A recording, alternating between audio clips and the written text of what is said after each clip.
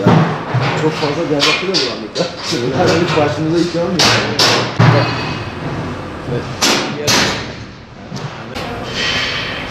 Sen bize bir küşleme yedirirsen yeter bes.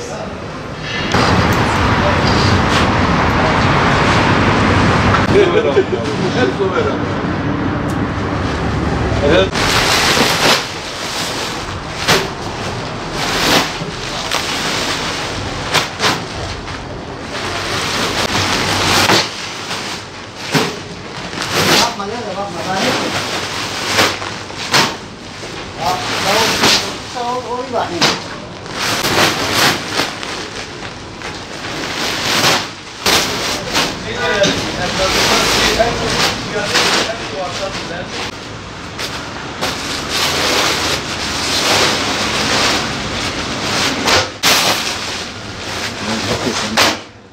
Yani kömür satışlarımız şu an başlamış durumda. Yaklaşık bir hafta 10 gündür şu an taleplerimizi alıyoruz. Yalnız kömür fiyatları geçen yılki kömür fiyatlarına göre %100'ün üzerinde şu an bir artış gösterdi.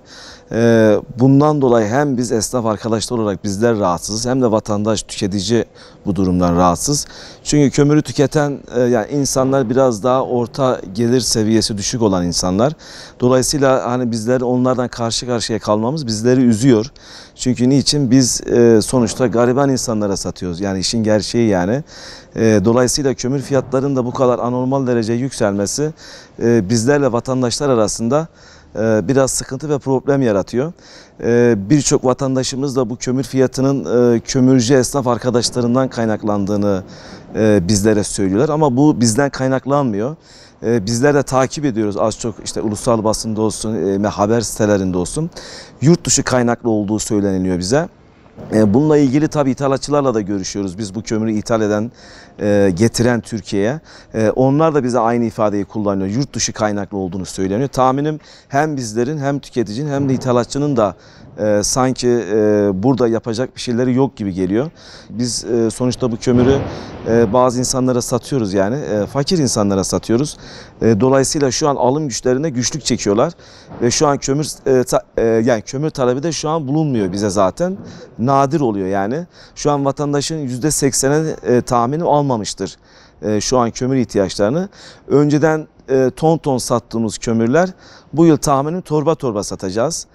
Onu gösteriyor çünkü alım gücüyle alakalı bir durum yani. Şu an bir ton kömür 2500-2600 civarında.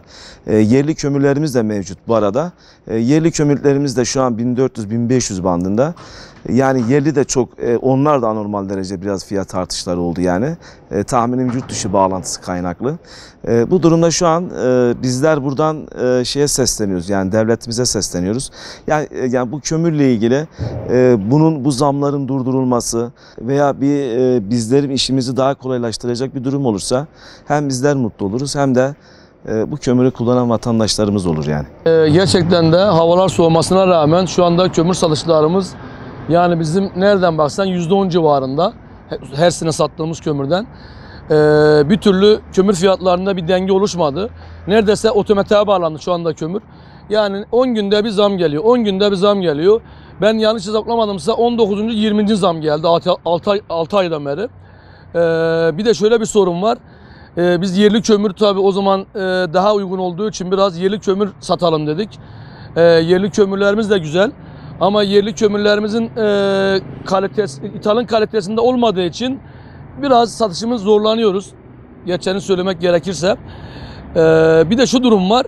Yerli kömürümüzü ithal diye satan bazı kötü niyetli kişiler var. Neredeyse yarı yarıya fiyat farkı var. Ama belli bir şeyin üzerinde fiyat yazmadığı için, yerli kömür diye bir ibare çok belirli olmadığı için işte bunu ithal diye satan kötü niyetli kişiler var. Dediğim gibi kömür fiyatları şu anda 2,5'ı buldu. 2,5. Yerli de aşağı yukarı 1300-1500 arası gidiyor. Talep soran çok ama alan yok. 2,5 duyan vatandaş kömürü şu anda almıyor. Gerçekten de kömüre %150 zam geldi. Neredeyse %130 civarında zam geldi. Vatandaşın alım gücünden dolayı mı veya da yani çok pahalı, vatandaş kömür almıyor yani şu anda.